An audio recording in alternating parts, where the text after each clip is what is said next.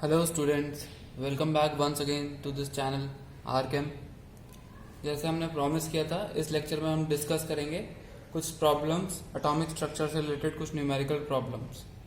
सबसे पहले जो प्रॉब्लम आज हम डिस्कस करेंगे, प्रॉब्लम डिस्कस करने से पहले कुछ इंपॉर्टेंट फार्मूलाज मैं वापस इधर टॉप राइट कॉर्नर में लिख देता हूँ।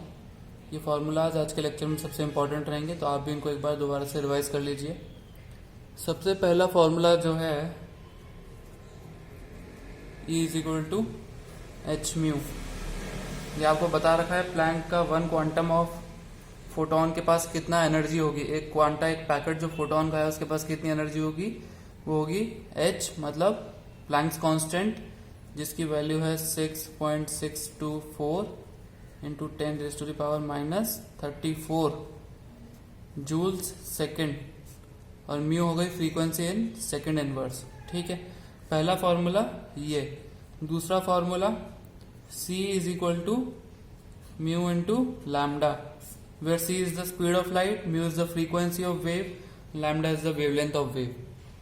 तो इन दो फॉर्मूलेज पर रिलेटेड आज हम प्रॉब्लम्स डिस्कस करेंगे। लेकिन सबसे पहला जो प्रॉब्लम हम लेने जा रहे हैं वो बेस्ड है कैलकुलेशन ऑफ प्रोटॉन, इलेक्ट्रॉन और न्यूट्रॉन्स पर। क्वेश्चन ये कहता है कि 0.18 ग्राम हमारे पास फॉस्फोरस है जिसका एटॉमिक मास है 30, एटॉमिक नंबर है 15। तो इसमें आपको निकालना है number of protons, neutrons and electrons.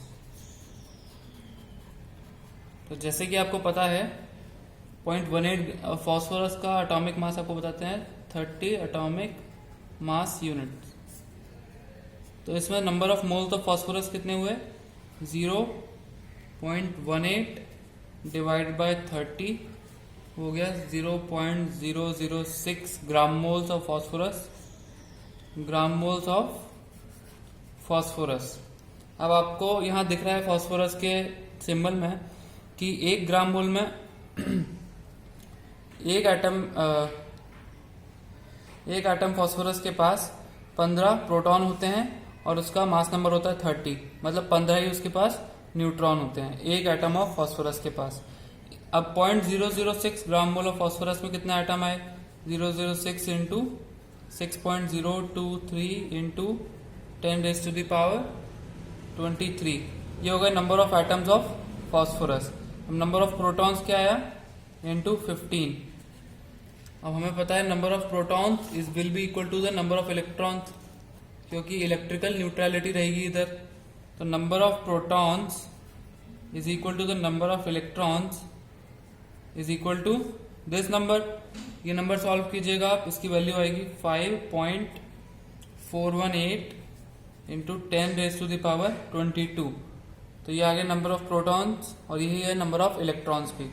अब नंबर ऑफ न्यूट्रॉन्स, एक एटम फॉस्फोरस में नंबर ऑफ न्यूट्रॉन्स कितने होंगे, mass number minus atomic number, वो आया कितना 30 माइनस 15 इज इक्वल टू 15। तो एक एटम ऑफ फॉस्फोरस में 15 न्यूट्रॉन्स, तो total number of neutrons in this much atoms of phosphorus, these are the number of atoms, total number of neutrons in this much atoms of phosphorus will be 0.006 into 6.023 into 10⁻23 into 15, and it will be the same as the number of protons and electrons, which will be 5.418 into 10⁻22। तो ये पहला question जो हमने discuss किया mole concept से था। आपके concepts को दोबारा रिवाइज करने के लिए अब हम क्वेश्चंस डिस्कस करेंगे एटॉमिक स्ट्रक्चर से। पहला क्वेश्चन एटॉमिक स्ट्रक्चर से जो है बहुत इजी क्वेश्चन है, लेकिन आपका बेसिस फॉर्म करने के लिए एटॉमिक स्ट्रक्चर में बहुत इंपॉर्टेंट भी है। Find the frequency mu and wave number mu bar of a radiation whose wavelength is given as 480 nanometers। आपको बताया था नैनोमीटर का मीटर में कन्वर्जन क्या होता है, 1 nanometer will be is equal to 10⁻⁻⁹ meters. Okay, so frequency और wave number निकालना है हमको एक वेव का जिसका वेवलेंथ है 480 नैनोमीटर। इसमें ये वाला फॉर्मूला काम आएगा, c is equal to mu into lambda. c is the speed of light in vacuum. जब भी कुछ मीडियम का नहीं दे रखा होगा कौन से मीडियम में वेव ट्रैवल कर रही है, तो हम स्पीड ऑफ लाइट को speed of light in vacuum he consider करेंगे। ठीक है, ये वाला पॉइंट इंपॉर्टेंट है, इसको याद रखिएगा। तो c is the speed of light in vacuum and we are given with c is equal to 3 into 10⁸ meters per second. ये आपको अलग से क्वेश्चन में कोई भी वैल्यू नहीं देगा, अगर कुछ भी मेंशन नहीं कर रखा तो c को याद कर लीजिए। c will be is equal to 3 into 10⁸ metre पर second. So now we have to calculate mu. c is given and lambda is given, wavelength lambda. So applying the formula here, इस formula को यहाँ पे लगाएंगे। c आ गया 3 into 10⁸ will be equal to mu into lambda. Lambda है 480 nanometer. Nanometer का meter में कन्वर्जन आपको लिख दिया है, यहाँ पे मीटर में कन्वर्ट करके लिखिए इसको। तो इससे आ जाएगा हमारा म्यू, फाइनल कैलकुलेट करने पे आपको 6.25 इंटू 10⁻14। फ्रीक्वेंसी का यूनिट हमेशा याद रखिएगा, कभी भी सीबीएसई बोर्ड में आंसर करते वक्त यूनिट किसी भी क्वांटिटी की उसके साथ में लिखी होनी चाहिए, वरना आपके मार्क्स डिडक्ट होंगे। तो mu is equal to 6.25 into 10⁻14 second inverse, और you can write the unit of frequency as hertz also, it is one and the same thing. Now wave number आपको पता है वेव नंबर क्या होता है। Wave number mu bar is equal to 1 by lambda which will be equal to 1/480 into 10⁻⁻9। ये आ गया आपका wave number, और इसको सिंप्लीफाई करेंगे तो क्या आएगा 1/480 इंटू 10⁻⁻9 आएगा आपका 0.0021 इंटू 10⁻9, और you can write it as 21 into 10⁻5। Unit will be meter inverse. ये याद रखिएगा, यूनिट साथ में होनी चाहिए किसी भी क्वांटिटी के उसके हमेशा। Third question which we are going to discuss today, इसमें आपको दे रखा है, बोला क्वेश्चन में क्या क्या, क्वेश्चन का लैंग्वेज पहले मैं बोलता हूं। Calculate the energy associated with photon of light having wavelength 6000 angstroms. तो आपको वेवलेंथ दे रखा है 6000 एंगस्ट्रॉम्स का, और उसके बाद आपको बोला गया है कि इससे एसोसिएटेड एनर्जी निकालिए E। तो जैसे कि आपको पता है, आपको बताया था किसी भी इलेक्ट्रोमैग्नेटिक वेव में फोटोन, क्योंकि एक इलेक्ट्रोमैग्नेट लाइट वेव का पार्ट है, इलेक्ट्रोमैग्नेटिक वेव है। इलेक्ट्रोमैग्नेटिक वेव की एनर्जी क्या होती है एच म्यू, और म्यू हमको पता है क्या होता है सी बाय लैम्डा। तो E is equal to h c by lambda. 1 angstrom is equal to 10⁻⁻10 meter. ये कन्वर्जन आप याद कर लीजिए, बार बार आपको कोई नहीं बताएगा। 1 angstrom is equal to 10⁻⁻10 metres.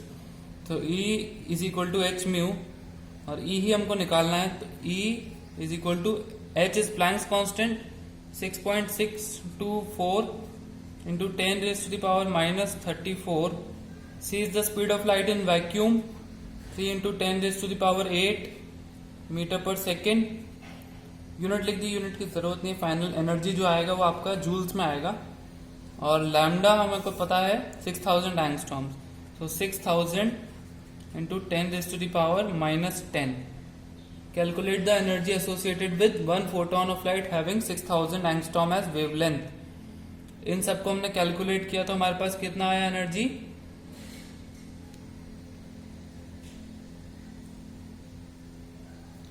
इन सबको कैलकुलेट करेंगे आप, तो उसके बाद आपके पास एनर्जी जो आएगा वो है अपना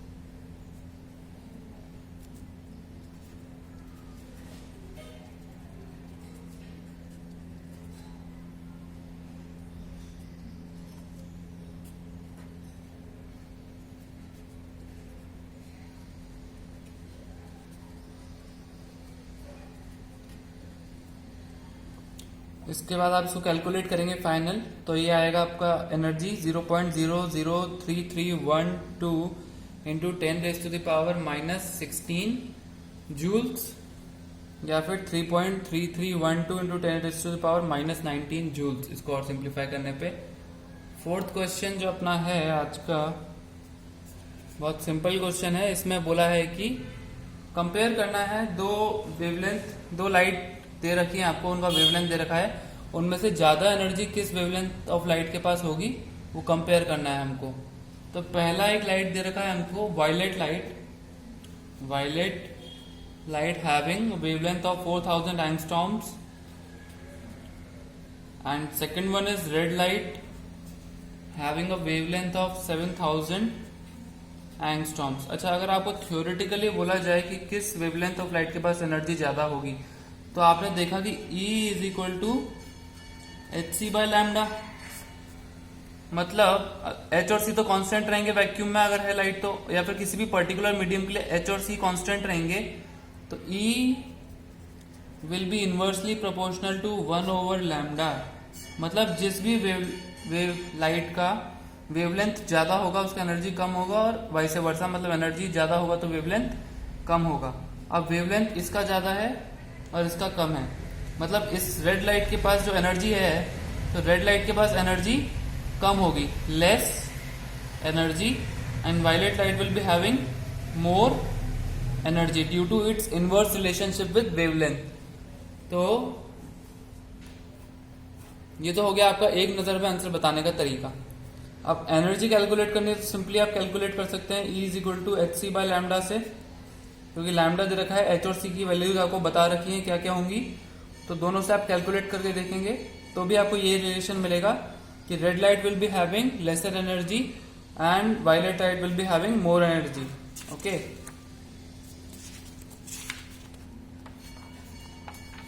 now next question which we will be discussing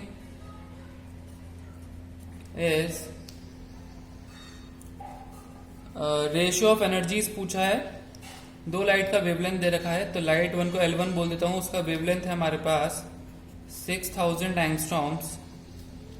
second light का वेवलेंथ है हमारे पास 2000 एंगस्ट्रॉम्स। अच्छा, इसका एक बार वर्डिंग पढ़ के सुना देता हूं कि आपको पता लगना चाहिए कैसा क्वेश्चन आपको पूछा जाता है किस भाषा में।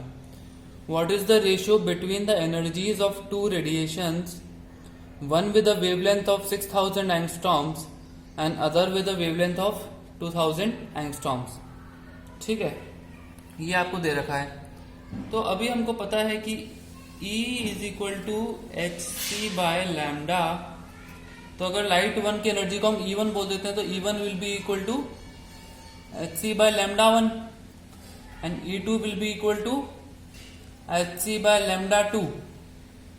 Now when we compare E1 by E2, it will be equal to λ2 over λ1, and λ2 is the wavelength of light 2, which is 2000 angstroms. Wavelength of light 1 is 6000 angstroms, so the ratio will be 1/3 of E1 and E2. Okay, abhi next question number 6, calculate the wavelength, wave number and frequency of a photon having energy equal to 3 electron volt। तो energy आपको बोली हुई है एक photon की 3 electron volt, इसका आपको निकालना है wavelength, wave number and frequency.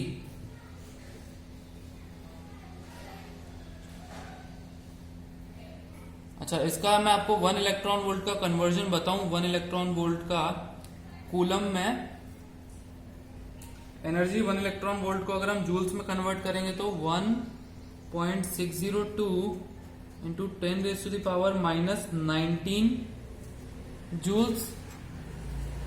Energy आपके पास आगे 1.602 इंटू 10⁻⁻19 जूल्स। लैम्डा निकालना बहुत आसान हो गया, 3 into 1.602 into 10⁻⁻19 is equal to hc/λ। तो यहाँ पे आपके पास एनर्जी आ गई 3.3 3 into 1.602 into 10 raised to the power minus 19 joules, which is equal to hc upon lambda. h की वैल्यू आपको पता है, c की वैल्यू आपको पता है वैक्यूम में, इसे आप लैम्डा निकाल सकते हैं आसानी से। तो बता देता हूँ लैम्डा कितना आएगा। फाइनली आप कैलकुलेट करके टैली कीजिएगा उसको। लैम्डा आएगा हमारा 4.132 into 10 raise to the power -5 centimeter, और फ्रीक्वेंसी आएगी हमारी mu 7.26 into 10 raise to the power 14 hertz. Okay, और वेव नंबर आएगा 1/लैम्डा, उसका वैल्यू होगा 2.42 into 10 raise to the power 4 centimeter inverse. इन यूनिट्स का ध्यान रखिएगा, आप अपना आंसर मैच करने से पहले यूनिट्स आपके सेम होने चाहिए, तभी आपका आंसर मैच करेगा, वरना आपका आंसर मैच नहीं करेगा। क्वेश्चन नंबर 7 की तरफ चलते हैं। क्वेश्चन नंबर 7 बोलता है electromagnetic radiation of wavelength 242 nanometer is just sufficient to ionize sodium atom. Ionize sodium atom, ठीक है। तो उन्होंने पूछा है calculate ionisation energy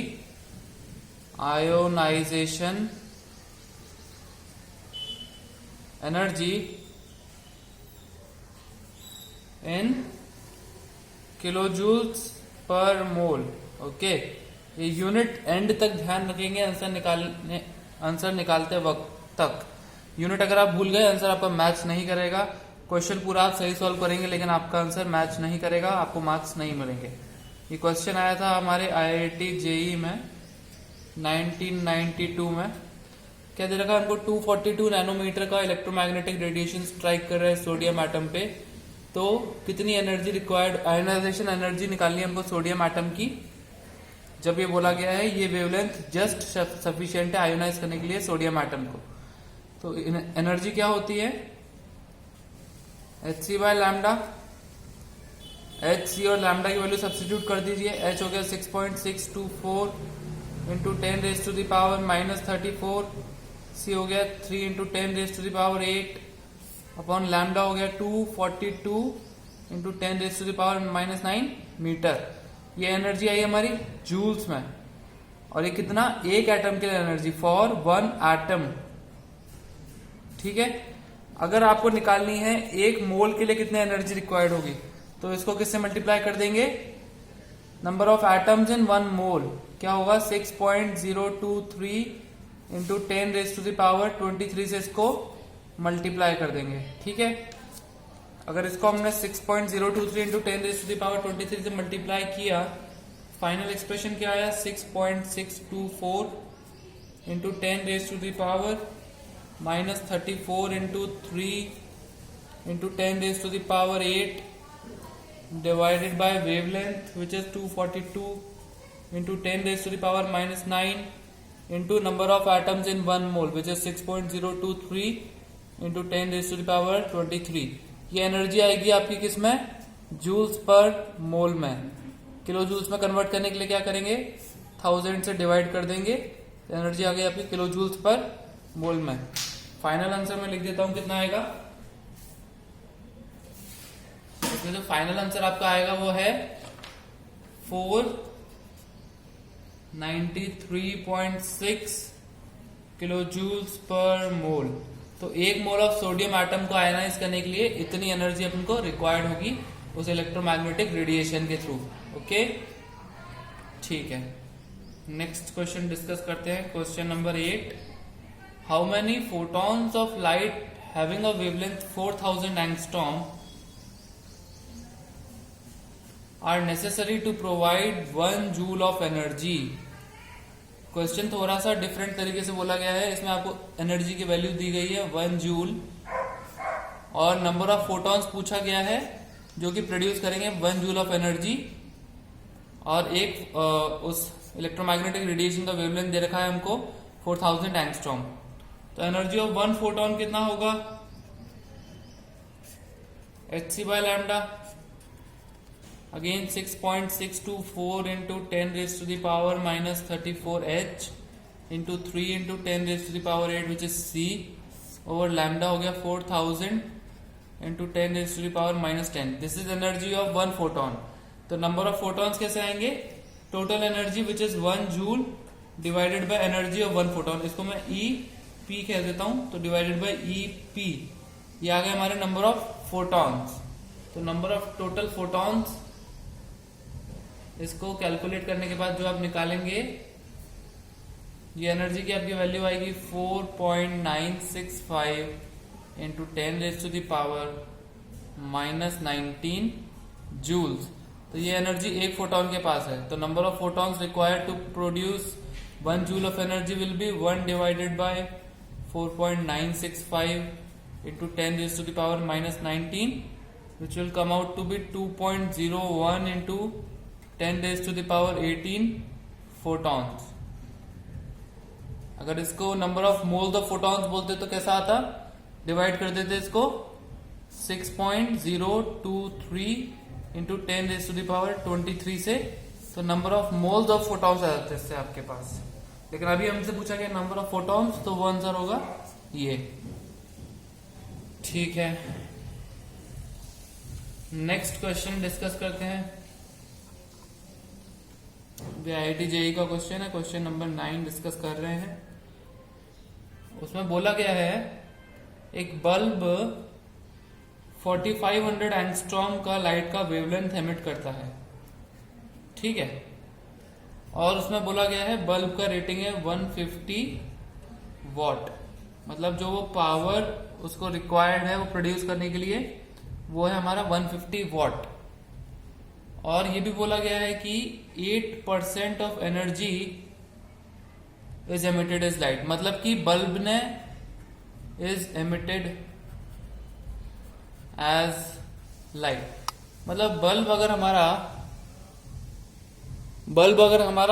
150 what energy consume कर रहा है, तो उसका खाली 8% ही लाइट एनर्जी में कन्वर्ट हो रहा है.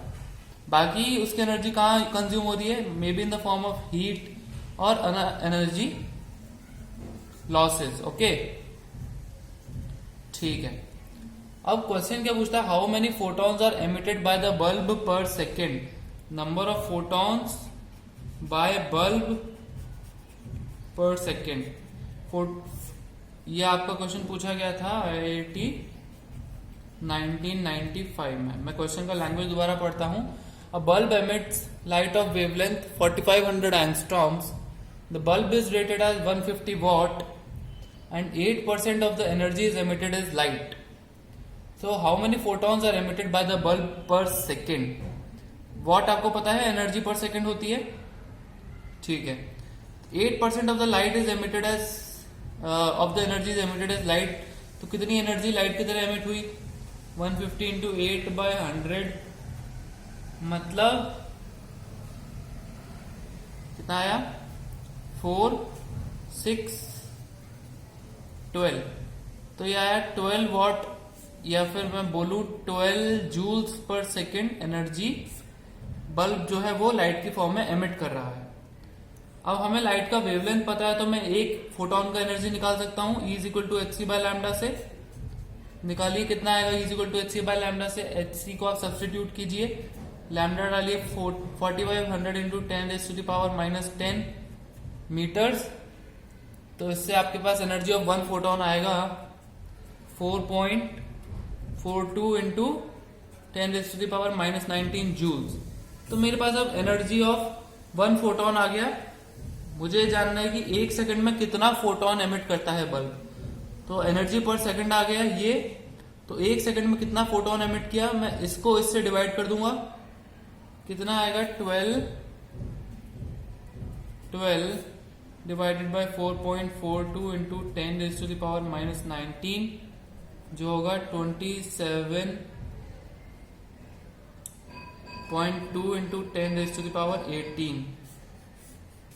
तो ये आपका आएगा answer. Number of photons emitted per second will be 27.2 into 10 raise to the power 18 photons. एक बार दोबारा एक्सप्लेन करता हूं.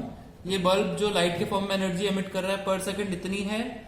एक फोटोन के पास इतनी एनर्जी है, ये हमने कैलकुलेट किया hc बाय लैम्डा से। तो टोटल एनर्जी को हमने 1 फोटोन की एनर्जी से डिवाइड किया इधर, तो नंबर ऑफ फोटॉन्स आ गए 1 सेकंड में जो एमिट किया वाया 27.2 इंटू 10⁻18 फोटॉन्स। ठीक है, क्वेश्चन 9 डिस्कस कर लिया हमने। अब लास्ट क्वेश्चन आज का डिस्कस करते हैं, क्वेश्चन नंबर 10। ठीक है,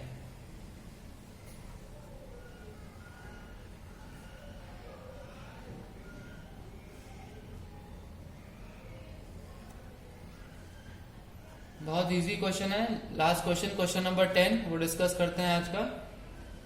अ near ultraviolet photon of 300 nanometer is absorbed by a gas and then re-emitted as 2 photons.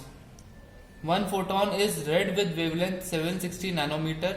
What would be the wave number of the second photon? क्या बोला है?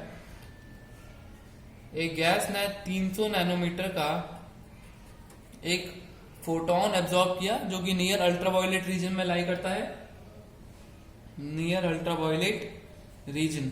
Okay, ये एब्जॉर्ब करने के बाद उसने 2 फोटॉन्स और रिलीज किए।